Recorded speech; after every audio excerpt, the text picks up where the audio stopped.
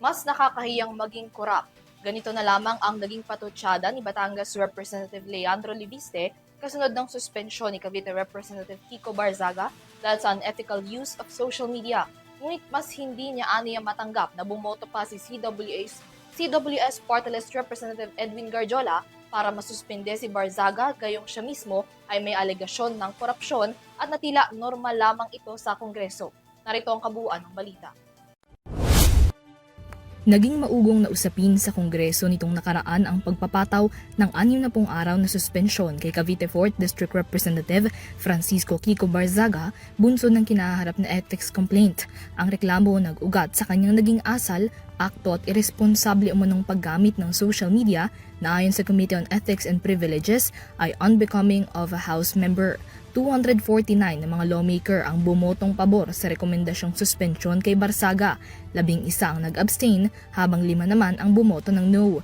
Isa na sa mga hindi sumang-ayon sa desisyon si Batangas 1st District Representative Leandro Legarda Liviste na iginiit na mas may nakakahiya pa kumpara sa naging asal ni Barzaga at iyon ay ang madawit sa korupsyon. Partikular niyang ipinunto rito ang kapwa mambabatas mula sa Batangas, si Construction Workers Solidarity Party List Representative Edwin Garjola na matatanda ang pinangalanan ni Liviste bilang umano'y ikalawang pinakamalaking proponent ng DPWH infrastructure projects at nasangkot din umano sa flood control anomaly. Kahit na sabihin ninyo na nakakahiya ang ilang mga ginagawa ni Congressman Barzaga, mas nakakahiya naman ang ginagawa ng iba. At dapat unahin natin ang mga pinaka-nakakahiya. Yeah. The Public Works Committee of Congress is not investigating the projects of Congressman Garjola. And the Ethics Committee has it in its power to also sanction or say that those who are alleged of wrongdoing in DPWH are also unbecoming of Congress. Pero inuna na nga ang kaso ni Congressman Barzaga, si Congressman Garjola ay nandun pa para bumoto na isuspend si Congressman Barzaga. Kakatawa rin aniya na present at bumoto pa si Garjola para sa suspensyon ni Barzaga gayong siya rin mismo ay naharap sa alegasyon ng korupsyon. Habang ikinadismaya niya rin ang tila normal din para sa Kongreso na mayroon itong miyembro na may issue ng korupsyon.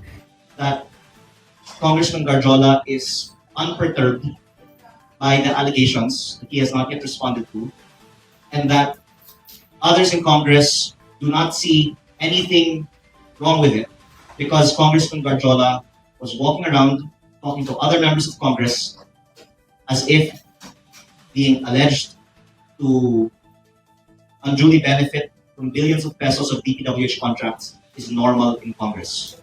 Nagpahayag din si Liviste ng pagkadismaya na hindi man lamang tinitingnan ng Kongreso ang issue at mga alegasyon laban kay Garjola bukod pa sa nagawa pa nitong dumalo at bumoto para sa suspensyon ni Barzaga. Sa parehong sesyon din naganap ang pagkuha ni Liviste ng selfie kasama si Garjola kung saan sinasabing iniwasan siya ng nasabing mambabatas. Depensa ni Liviste, 3 buwan niyang hindi nakita sa plenaryo si Garjola at kinuha niya ang pagkakataon para magkaroon ng litrato. Bilang magkalapit din daw ang kanilang pwesto, sinubukan niya rin daw kausapin si Garjola sa pag-asang makaririnig ng paliwanag o kahit pagtanggi sa mga alegasyon laban sa kanya. And I tried to talk to him because I talked to him on the phone of another member of Congress right as we were starting these public statements. And he said, mag-usap tayo kasama ni Speaker. But he never got back to me because then I made the public comments. And I believe na hindi naman siya proteksyonan ni Speaker. Ayon kay Liviste, tinututukan niya ang alegasyon ng korupsyon laban kay Garjola bilang karamihan daw ng mga proyekto sa kanyang distrito nasa ilalim ng mga kumpanyang pagmamay-ari o may kaugnayan sa nasabing mambabatas. Dagdag pa ni Liviste, ginagawa niya lamang ito para sa kapakanan ng kanyang distrito.